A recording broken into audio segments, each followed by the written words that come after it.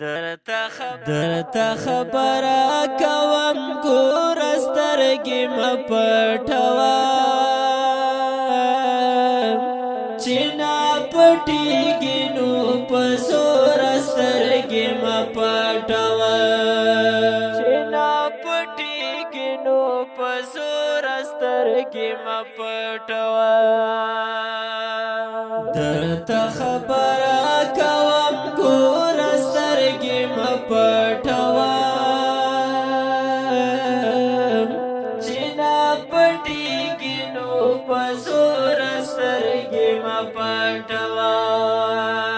چې نا پټېږي نو په زور سترګې مه پټوه د کلي خلکو ته جواب ورکړه بدنام دې کړمه د کلي خلکو ته جواب ورکړه بدنام دې کړمه ګرانه د مینې لا پیغور سترګې مه پټوه ګرانه د مینې لا پیغور سترګې مه پټوه چې نا پټېږي نو په زور سترګې مه پټوه درته خبره کوم ګور سترګې مه پټوه چې نا پټېږي نو په زور سترګې مه پټوه چې نا پټېږي نو په زور سترګې مه پټوه ری بارا جر دل کچھ نیزا بے سمسیے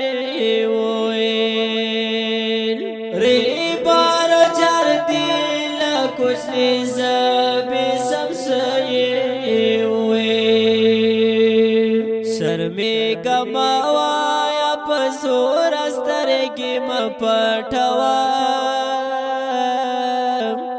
چې نا پټېږي نو په زور سترګې مه پټوه درته خبره کوم ګور سترګې مه پټوه چې نا پټېږي نو په زور سترګې مه پټوه چې نا پټېږي نو په زور سترګې مه پټوه چې کړه مې خیر دا هم د ډېره ده چې وایي منې چې کړه مې خیر دا هم د ډېره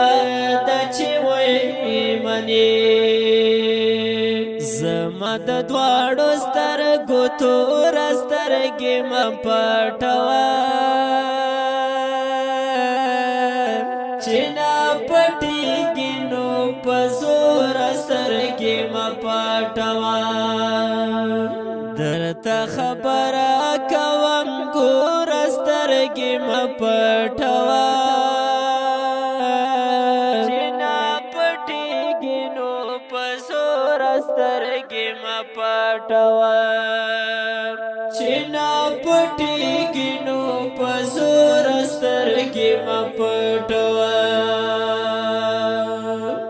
زما په مینا باور و مسلمانې کنا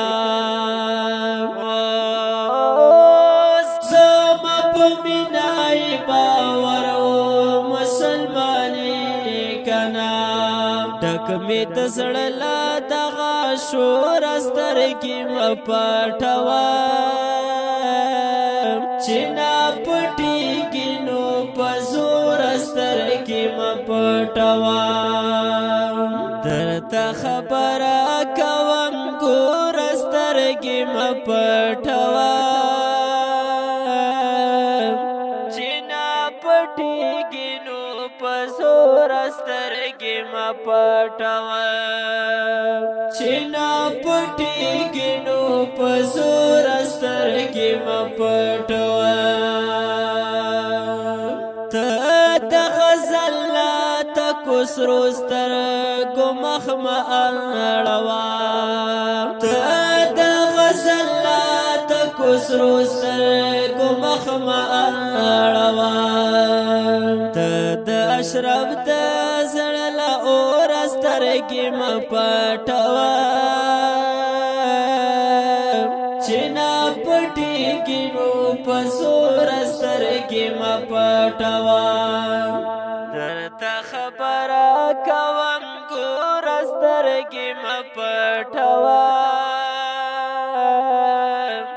چې نه پټېږي نو په زوره سترګې مه پټوه چې نه پټېږي نو په زوره سترګې مه پټوه